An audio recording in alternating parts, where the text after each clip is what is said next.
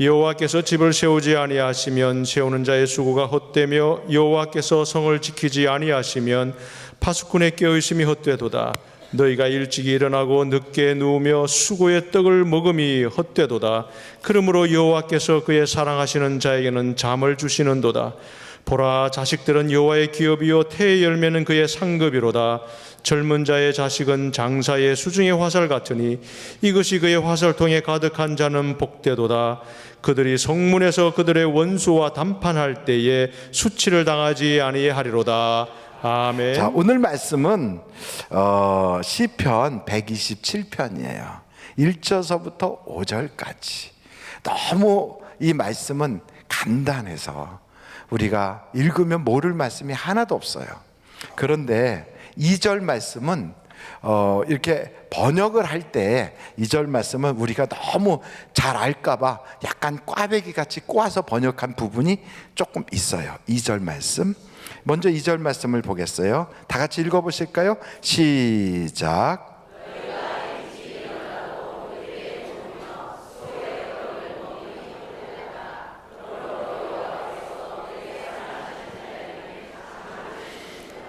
그래가지고 교회 가서 막 자요. 하나님이 사랑하는 자에게 잠을 주신다고. 그러면서 막 예배 시간에 졸면 툭 치면 나 하나님이 왜 이렇게 사랑하신대, 이러는 분들이 계세요. 근데 이 내용은 그 얘기가 아니에요. 하나님이 사랑하는 자는 잠을 자도 복을 받는다, 이 말이에요. 그러니까 그게 거꾸로 좀 이렇게 꽈서 돼가지고 오해를 불러일으켜요. 하나님이 사랑하는 자는 잠을 주신다, 이게 아니고 하나님이 사랑하는 자는 잠을 자도 복을 받는다, 바로 이 얘기예요. 그러니까 그 전에 1절, 2절 그 앞에 부분을 보면 그냥 밤잠 안 자고 파수꾼 노릇하고 새벽에 일찍 일어나고 밤늦게까지 일을 하고 정말 막 수고의 떡을 먹어도 하나님이 함께 하시지 않으면, 하나님이 도와주시지 않으면, 그러면 꽝이다 이거죠. 근데 복을 받으면 일찍 자도 잠자는 사이에 살이 빠져. 얼마나 행복해요, 그죠? 막 어디 갔더니 악마의 다이어트 막 이런 게 있어요. 그래서 저긴 도대체 다이어트를 어떻게 하길래 막 악마의 다이어트인가. 그리고 점프를 30분 점프하면 500kcal 칼로리가 빠진대요. 500kcal. 그걸 보고 저하고 정창현 목사님하고 저길 가야 되는 건가 하고 쳐다봤어요. 그랬더니 막 걸어도 2시간을 걸어도 400kcal 빠지기가 힘든데 저기는 30분 점프하면 500kg가 빠진대. 대단하잖아요. 근데 복 있는 자는 잠만 자도 1000kg가 빠진다, 이런 그 법이 있다면 얼마나 행복하겠어요. 여러분, 복 있는 사람은 잠을 자도 복을 받는다, 바로 이 얘기예요. 그러니까 앞으로 여러분, 돈도요 막 벌려고 악착같이 그래도 돈 벌었는데 돈이 휙 하고 나가버린 사람도 있어요. 그거 벌다가 너무 속 썩어가지고 나중에 문제가 돼가지고 독한 병 걸려갖고 힘들어지는 경우, 이런 경우 있으면 억울하잖아요. 근데 어떤 사람은 그냥 잘 지냈는데 돈이 갑자기 막 불어서 생각지 않았던, 부모님이 옛날에 어디다 놨다 잊어버렸던 그런 땅이 발견이 돼가지고 땅 이렇게 오는 경우가 생기는 거죠. 그러니 얼마나 복 받는 거예요, 여러분. 그래서 2절을 읽을 때 이렇게 따라하세요. 주께서는 사랑하시는 사람에게는 그분이 자는 동안에도 복을 내리신다. 야, 그런 여러분 복 받아야 되겠어요, 안 받아야 되겠어요? 받아요. 옆에 사람한테 오늘 복 받자고 한번 세게 악수해요. 시작. 오늘 복 받읍시다.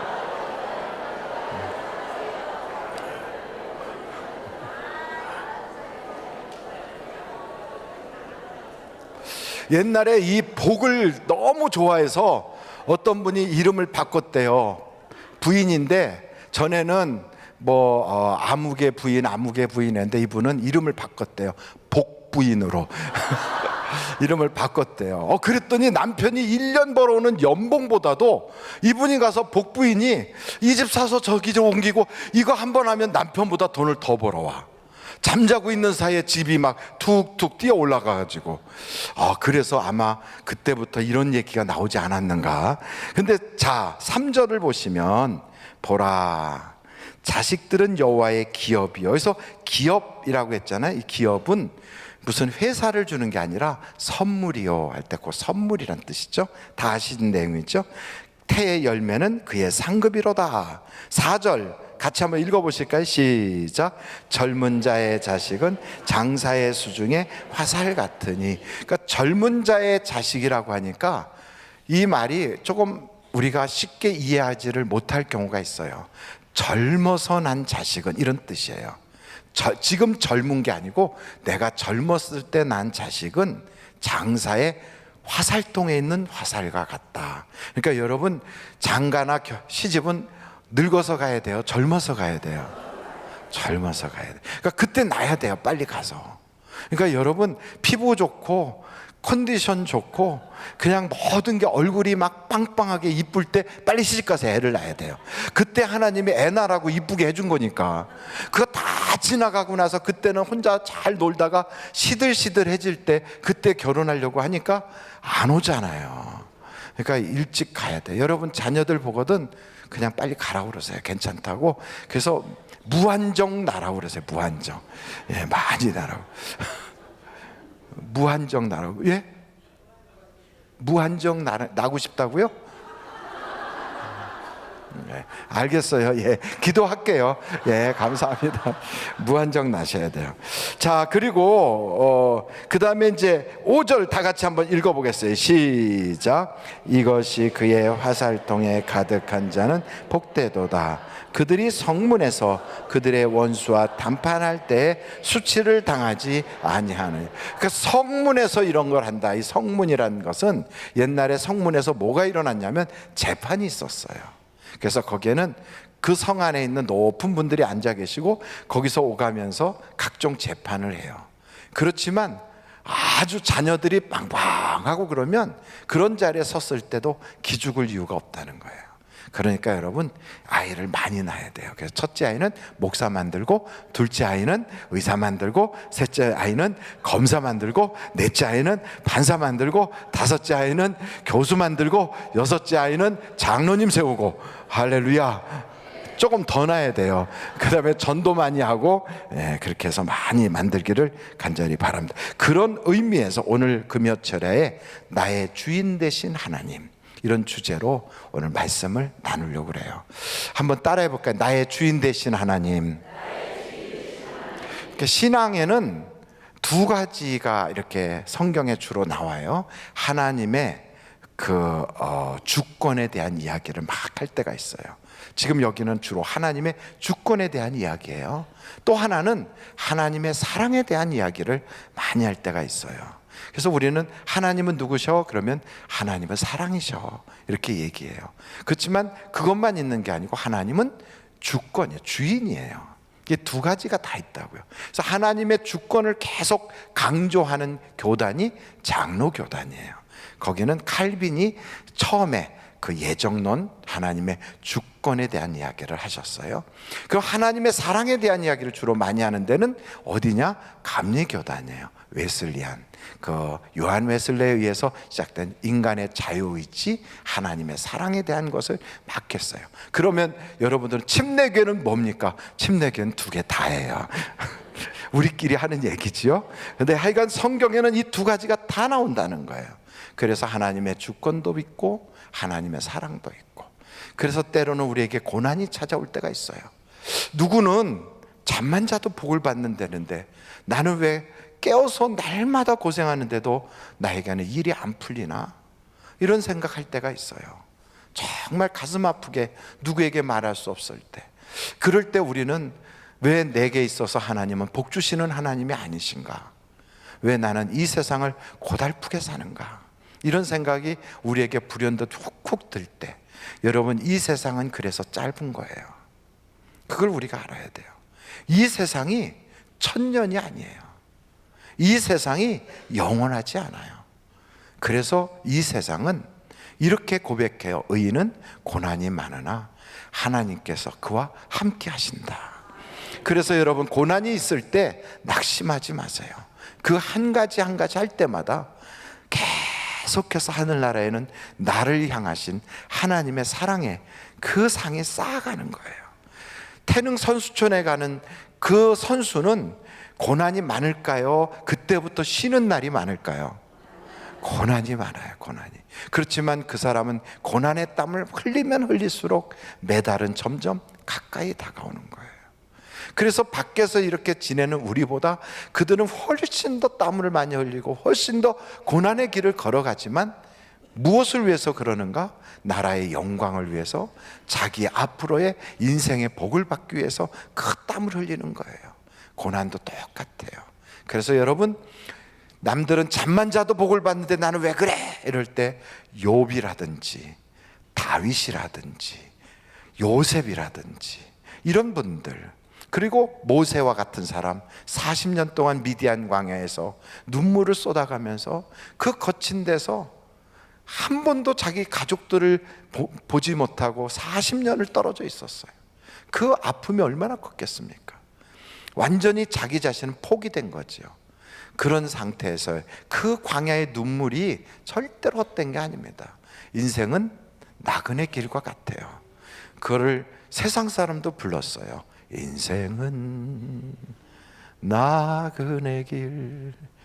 예, 찬송가에 있는 줄 알고 몇 장이에요 목사님? 찾으면 제가 곤란해져요. 인생은 나그네 길이다. 옆에 사람들한테 한번 그래 볼까요? 시작. 인생은 나그네 길이에요.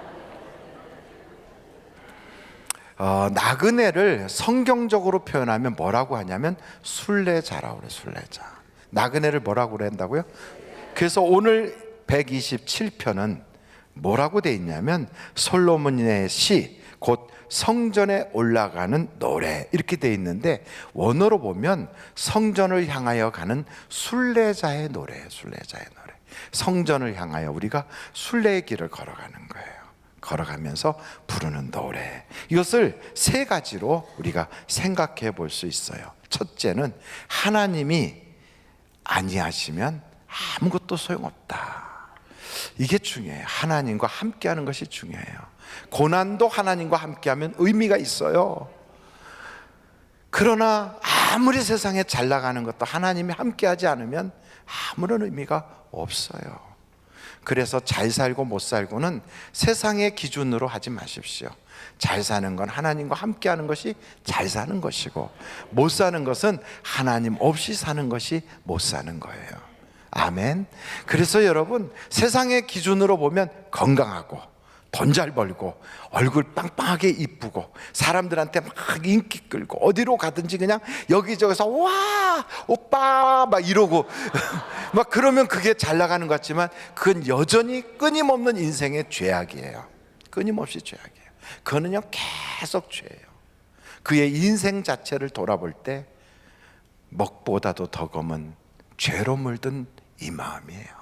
그래서 돌아보면 부끄러운 것뿐이에요. 그러나 하나님과 함께하는 그 삶은, 거기가 가시밭길이라도 고난의 길이라도 좁은 길이라도 거기에는요 항상 의미가 있어요. 그리고 거기에는 상급이 있어요. 거기엔 생명이 있어요. 거기에는 하나님의 영광이 있어요.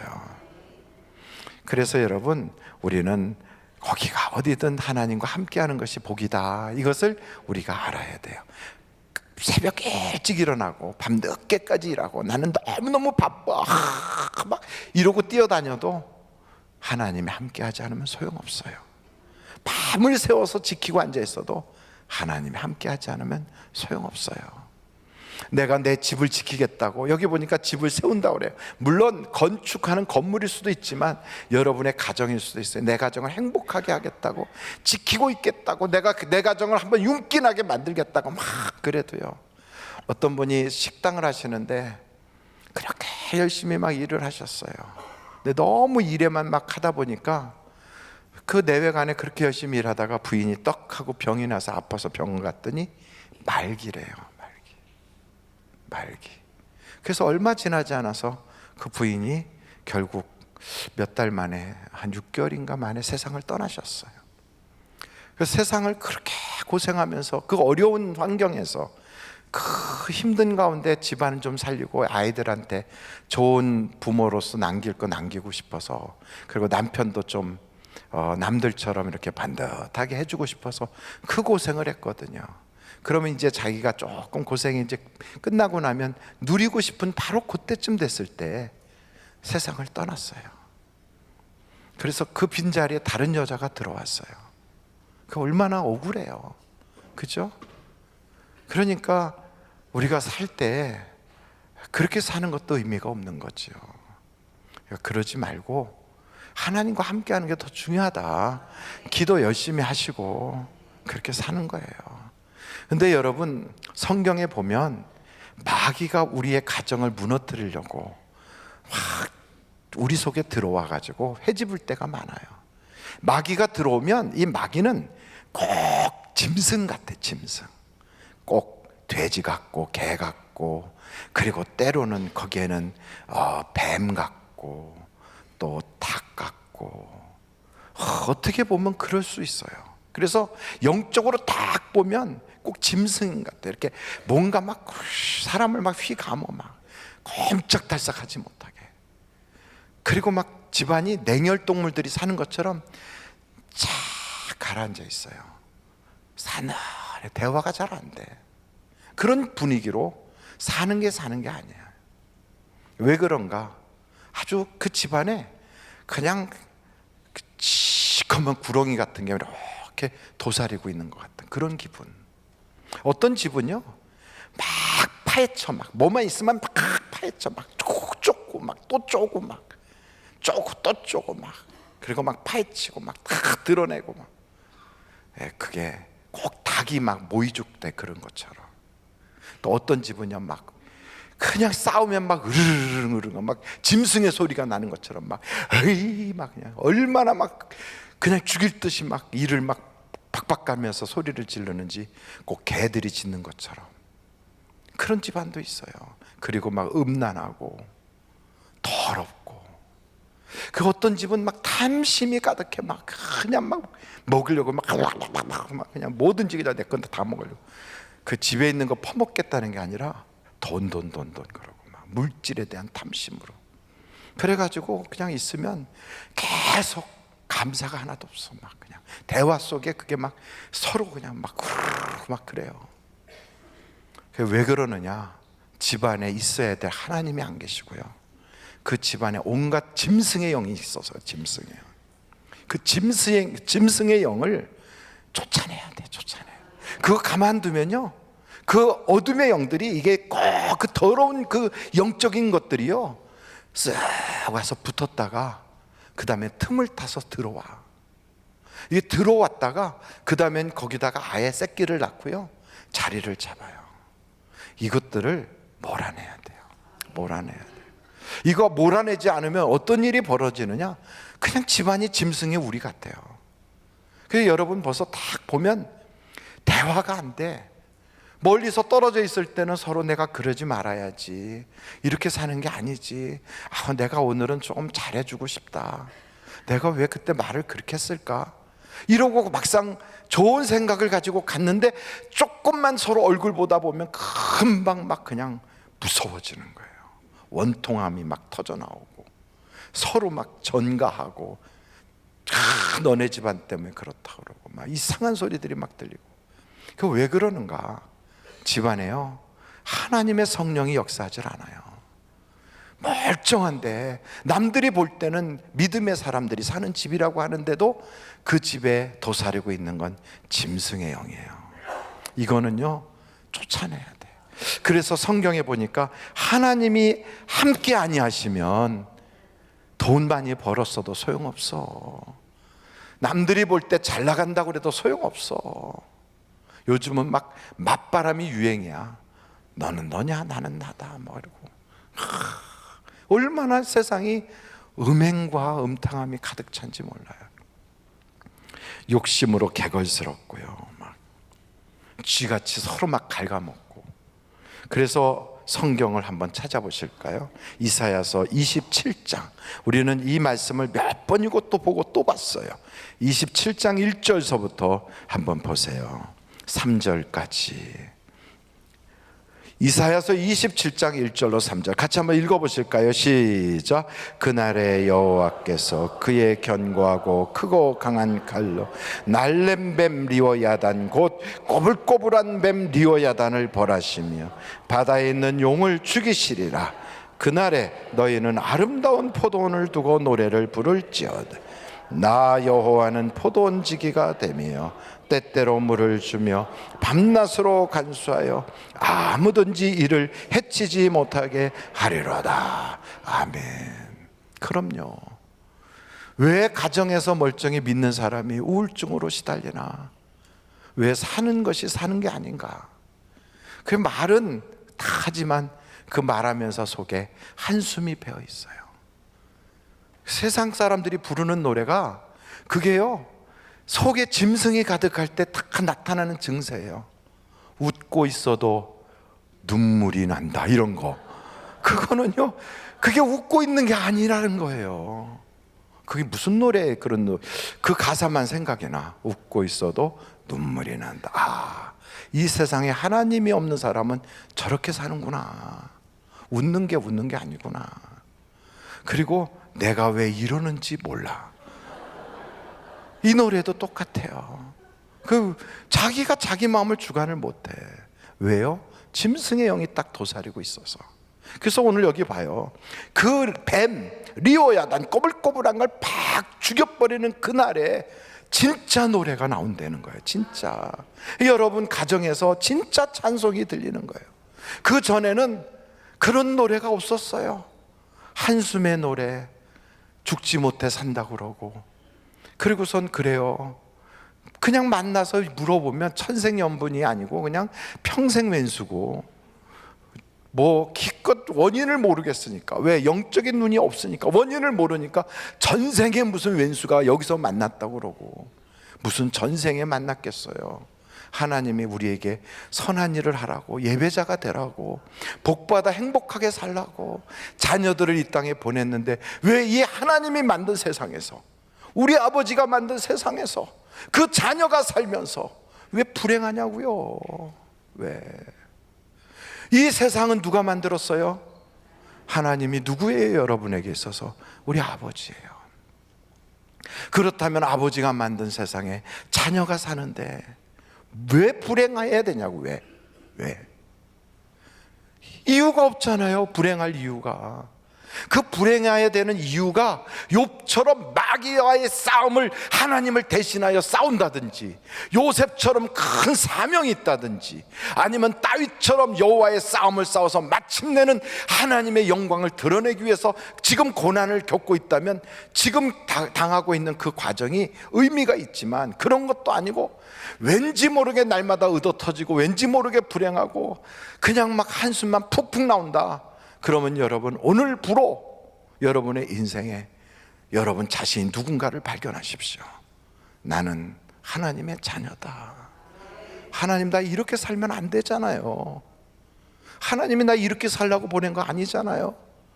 그러면서 성전을 올라가면서 부르는 순례자의 노래를, 이걸 부르는 거예요. 이거를 오늘도 성전을 향하여 올라갈 때 마지못해 교회 가는 것도 아니고 기쁨으로 노래를 부르면서, 내가 세상에서 이것도 해봤고 저것도 해봤다, 내가 안 해본 것 없이 다 해봤다. 그런데 하나님 없이 사는 인생은 아무것도 아니더라. 하나님과 함께하는 것이 그게 진짜 행복이더라. 병상에 누워있어도 행복이고, 저 토굴 속에 숨어있어도 행복이고, 사자의 우리 속에 갇혀있어도 거기가 행복이고, 불 속에 빠져있어도 거기가 행복이더라. 하나님이 나와 함께 하시면, 주와 함께라면 가난해도 좋아. 왜요?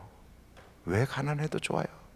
세상 사람들이 싫어하는데 주님이 나와 함께 하시는 그것보다 이 세상에 진짜 행복이 없기 때문에, 병들어도 나약해도 버림받아도 나는 주님과 함께라면 그 어디나 거기가 천국이라 나는 좋아. 이것이 바로 순례자의 노래라고요. 여러분, 그런 사람에게는 하나님께서요, 두 번째 뭐라고 하시냐면, 그래, 너는 복 있는 사람이야. 너는 잠을 자도 내가 너에게 복을 줄게. 이 땅에서 잠을 자는 것뿐 아니라 이 세상에서 일찍 세상을 떠나도요, 천국의 복이 우리에게 열려지는 거예요.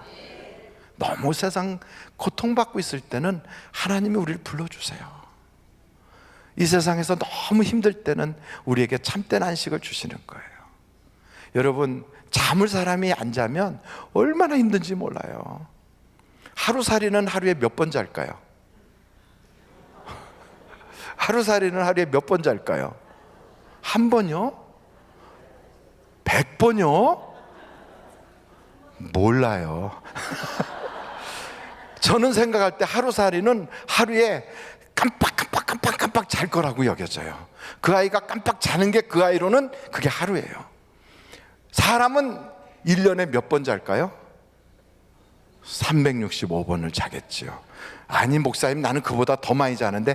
그럼 우리는 그럴까요? 잠꾸러기 이렇게 부를 거예요. 사람은 하루에 한 번은 자야 돼요. 왜 그럴까요? 우리는 죽음을 앞두고 있는 자인 걸 늘 우리가 반복해서 연습하는 거예요. 이 땅에 영원하지 않다. 그래서 우리가 잠자는 순간에도 그것이 준비되어 있는 사람은요, 그래, 하나님 감사해요. 내가 진짜로 안식할 곳은 저 천국인 줄로 믿습니다. 여러분, 이 세상이 좋아도요, 세상 사람들은 그래요. 아이고, 아무리 이 생이 좋아도요, 지금 이 자리에서 그냥 굴르는 게 저 세상보다 훨씬 좋아요, 뭐 이런 얘기를 하지만, 근데 진짜는 저 천국이 진짜 좋은 거예요. 다 자식도 떠나고 손자도 떠나고 증손자도 떠나고 고손자도 떠나다 혼자 남아있다. 그렇게 되길 원하시는 분 손 들어봐요. 다 떠나고 혼자 남아있기를 원하는. 그랬던 사람이 성경에 보니까 있어요. 누구냐? 무두셀라. 969세까지 살았어요. 그는 행복한 게 아니에요. 진짜는 언제가 행복하냐? 주님과 함께하는 게 최고로 행복한 거예요. 그래서 여러분, 우리는 이 땅에 살면서도 저 천국에 예비되어 있는 사람으로 살아갈 수 있기를 간절히 바랍니다. 마지막으로 여기에 보니까 우리 젊었을 때 자녀가 많은 것이 화살통에 화살이 꽉 찬 것처럼 그게 복이라고 그러잖아요. 여러분, 이게요, 그럼 저 같은 사람은 자식이 하나도 없어. 얼마나 저주받은 사람일까? 그러면 사도 바울 같은 사람은 장가도 안 갔어. 그럼 어떻게 된 사람일까요? 그래서 여기 말하는 이 젊을 때 얻은 자녀라는 것은 그런 육신의 자녀만이 아니에요. 우리에게는 영적인 자녀도 자녀라 이 말이에요. 한번 여쭤볼게요. 여러분을 통하여 영적으로 예수 그리스도의 그 피로 거듭난 사람은 몇 분이나 되십니까? 우리가 호적에 보면 부모님이 있고 그 밑에 우리가 나오고 그 밑에 우리의 자녀 이름이 나와요. 그럼 영적으로 생명책도 아마도 그렇게 생겼을 거예요. 나에게 복음을 전해준 사람의 이름이 있고 그 사람 이름 밑에 내 이름이 있고, 그리고 내 이름 밑으로 나를 통하여 복음이 전달돼서 구원받은 사람의 이름이 있을 거예요. 그 이름이 끊어지지 않고 계속 이어가는 사람, 이 사람은 복받은 사람이에요. 자손이 많은 사람, 영적 자손이 많은 사람, 어마어마하게 복받은 사람.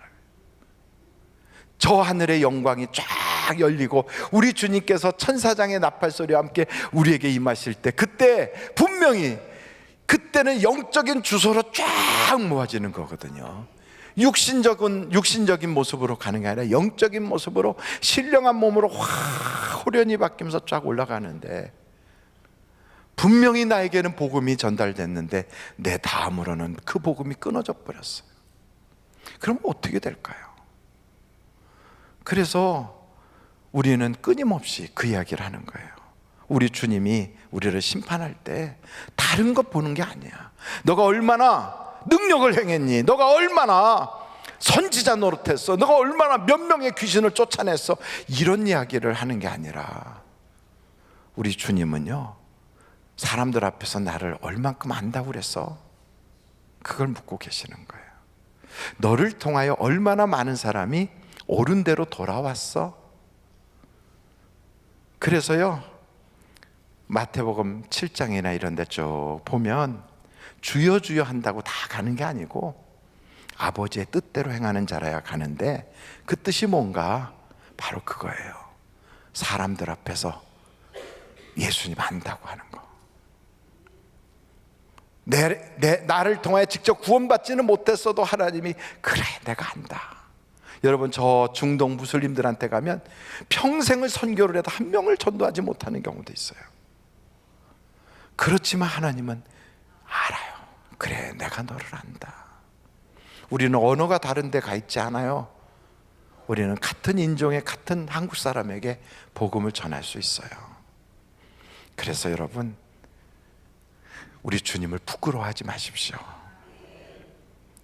최소한 사람들 앞에서 예수님을 남 부끄러워하지 마시고, 예수님이 딱 나타나고 싶어 하실 때 우리는 자랑스러워해야 돼요. 예수님 여기 오시면 안 되는데, 저 방에 들어가 계시죠. 왜 나오셨어요? 큰일 날 뻔했네. 이러면서 그냥 예수님을 골방에다 가둬버리고 저 건너방으로 가 계시라고 그러고, 지금 이렇게 많은 외부 사람들이 와 계시는데 이럴 때 나오시면 안 돼요. 들어가 계세요. 내가 나중에 인사드릴게요. 이러면 안 돼요. 여러분은 과연 그 예수님을 어디까지 모시고 다닙니까? 그 예수님 어디 가서 안다고 하십니까? 그 예수님을 여러분 어떻게 모시고 계십니까? 바로 이런 이야기가 성전 올라가면서 부르는 순례자의 노래로 오늘 들려지는 겁니다. 3가지 말씀이에요. 첫째, 하나님 없으면 아무것도 아닙니다. 2번째, 복 받은 사람은 잠만 자도 하나님 복을 주시는데, 이 땅을 떠나는 그 마지막 때 육신의 그 모든 옷을 싹 벗어놓고 우리가 잠에 깊이 들었을 때 성경은 우리에게 말해요. 잠을 자는 거다. 바로 그때 우리는 천국의 문이 확 열려질 거예요.